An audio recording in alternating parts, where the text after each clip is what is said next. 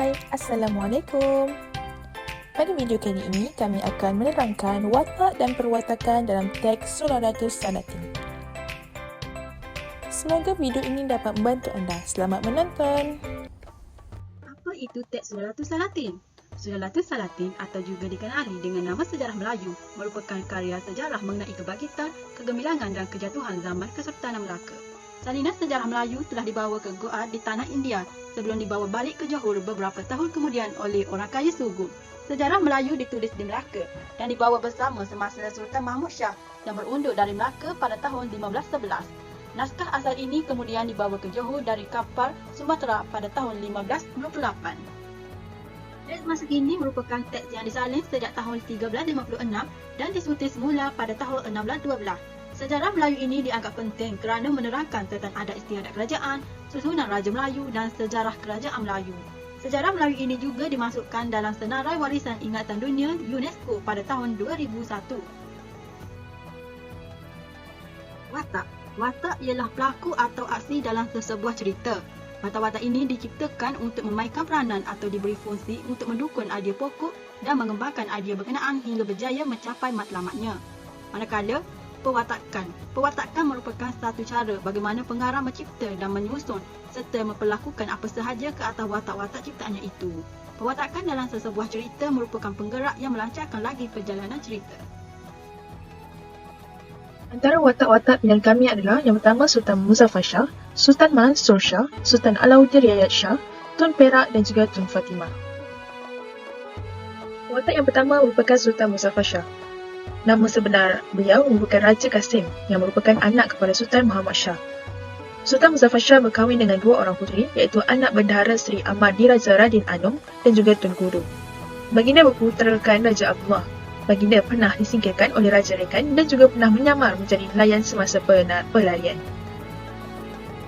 Watakan yang dibawakan oleh Sultan Muzaffar Shah yang pertama adalah merupakan seorang yang sanggup berkorban untuk mengekalkan keamanan.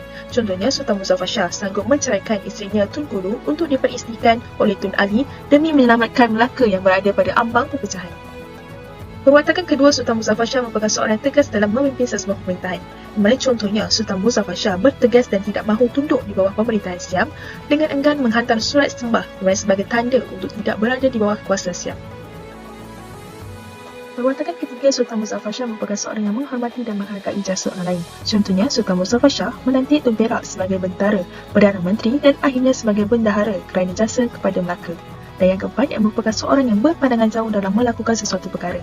Mana Sultan Muzaffar Shah melihat perselisihan faham antara Tun Ali dan Tun Perak dan menguntungkan Melaka.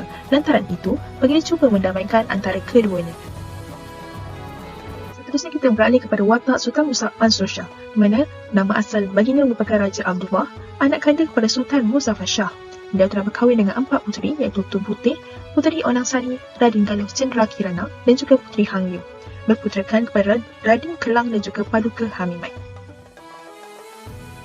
Di sini disertakan beberapa perwatakan yang dibawakan oleh Sultan Mansur Shah. Yang pertama merupakan seorang yang menghormati guru dalam menuntut ilmu.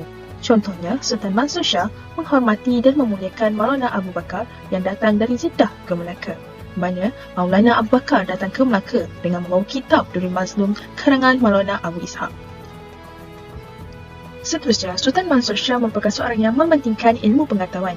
Contohnya, Sultan Mansur Shah memiliki ilmu keagamaan yang tinggi apabila baginda sendiri mempelajari kitab Durrul Mazlum dengan Maulana Abu Bakar.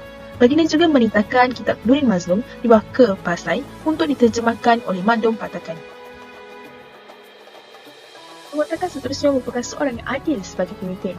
Adil sebagai pemimpin ini dapat dijelaskan apabila Sultan Mansur Shah telah menjatuhkan hukuman kepada Raja Muhammad dengan menghantarnya ke Pahang dan dirajakan di Pahang. Hal ini kerana Raja Muhammad telah membunuh Tun Besar yang merupakan anak kepada Tun Perak. Dan perwatakan yang keempat merupakan seorang yang mudah menerima pandangan orang lain. Hal ini dapat dijelaskan Sultan Mansur Shah mendengar pandangan Tun Perak dalam hal Raja Muhammad yang telah membunuh Tun Besar dengan menghantar Raja Muhammad ke Pahang dan dirajakan di sana. Sultan Alauddin Riayat Shah, watak nama asal Raja Ahmad, anak dia kepada Sultan Mansur Shah, berkahwin dengan Tun Najah, berputera-puterikan Raja Menawar, Raja Zainal, Raja Hitam, Raja Muhammad dan Raja Fatimah. Perwatakan seorang yang bijaksana bagi mengekalkan kedaulatan negara. Contohnya, Sultan Alauddin Rakyat Shah telah memberi amaran kepada Siap yang membunuh tanpa memberitahu Raja Melaka. Tindakan bijak ini telah dilaksanakan baginda apabila menguatkuatkan undang-undang di Melaka. Seorang yang tegas apabila terdapat kecuaian dalam melakukan tugas. Contohnya, Sultan Alauddin Rakyat Shah bertindak tegas apabila menegur Tun Mutahir yang gagal melaksanakan tugas sebagai terbengkong. Teguran yang diberikan menyebabkan Tun Mutahir sentiasa berhati-hati dalam menjalankan tugas. Seorang yang bertanggungjawab pada keselamatan rakyat. Contohnya, Sultan Alauddin Rakyat Shah bertanggungjawab memastikan rakyat sentiasa berada dalam suasana yang aman dengan bertindak keluar pada waktu malam untuk berkawal bagi memastikan keselamatan rakyat yang diancam kejadian kecurian dapat dipantau. Seorang yang berani demi keamanan rakyat. Contohnya, Sultan Alauddin Rakyat Shah bertindak berani apabila baginda berusaha menyelesaikan masalah pencurian di Melaka dengan menyamar dan keluar pada waktu malam untuk menangkap pencuri yang mencuri di Melaka. Seterusnya kita masuk pada watak Tun Perak. Tun Perak atau nama lainnya ialah Bendahara Paduka Raja. Tun Perak merupakan anak kepada Seri Wak Raja dan juga merupakan saudara kepada Tun Gulu dan juga Tun Perpati Putih. Tugas Tun Perak ialah dilantik sebagai pengulu gelang. Dan selain itu, Tun Perak juga dilantik sebagai bentara pada zaman pemerintahan Sultan Muzaffar Shah. Apakah perwatakan Tun Perak? Tun Perak sebenarnya seorang yang berani sebagai ketua angkatan perang. Sebagai contoh, kita dapat buktikan apabila Tun Perak dikenali sebagai ketua angkatan perang yang sangat berani kerana berjaya menewaskan angkatan Siam di bawah pimpinan Awi Chakri dan angkatan Siam di bawah pimpinan Awi Licu. Selain itu juga, Tun Perak juga merupakan seorang yang sangat setia kepada Sultan.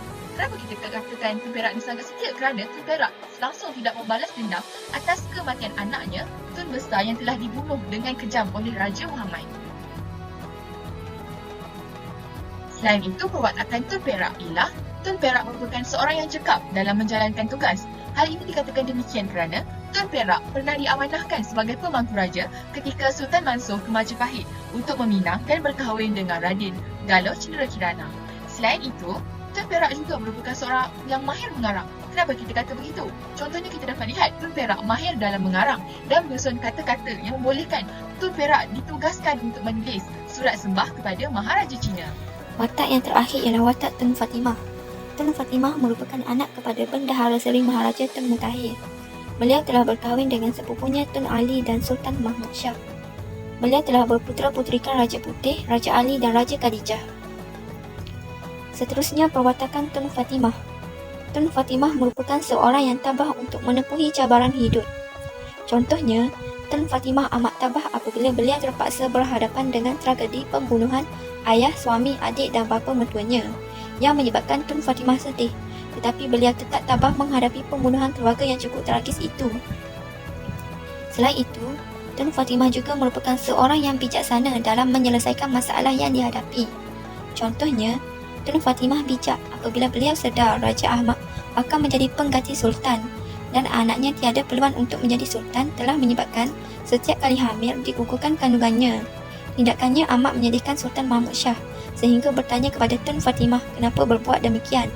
Tun Fatimah memberitahu bahawa tiada gunanya beranak, tetapi anak itu tidak menjadi raja.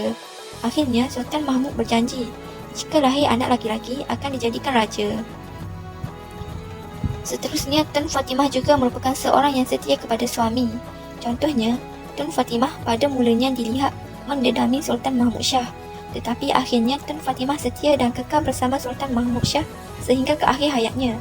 Kesetiaan Tun Fatimah terbukti apabila beliau ikut berpindah randah dari satu tempat ke satu tempat yang lain bersama Sultan Mahmud Shah sebagai pelarian setelah Melaka dikalahkan oleh Feringgi. Tun Fatimah juga merupakan seorang yang tegas dalam membuat sesuatu keputusan. Contohnya, Tun Fatimah yang berkahwin dengan Sultan Mahmud Shah telah bertindak untuk menggugurkan kandungannya apabila mendapati dirinya hamil kerana beranggapan anaknya tidak berpeluang untuk menjadi raja. Sebagai kesimpulannya, setiap watak itu mempunyai fungsi masing-masing, tidak kiralah sebagai watak utama, watak bunda, watak pipih dan sebagainya. Watak-watak ini juga memainkan peranan yang sangat penting untuk memastikan dapat menghidupkan lagi jalan sesebuah cerita. Jalan cerita yang baik tentunya dapat menarik perhatian para khalayak untuk mengetahui dengan lebih mendalam perjalanan cerita tersebut. Sekian sahaja perkongsian daripada kami. Sekian, terima kasih.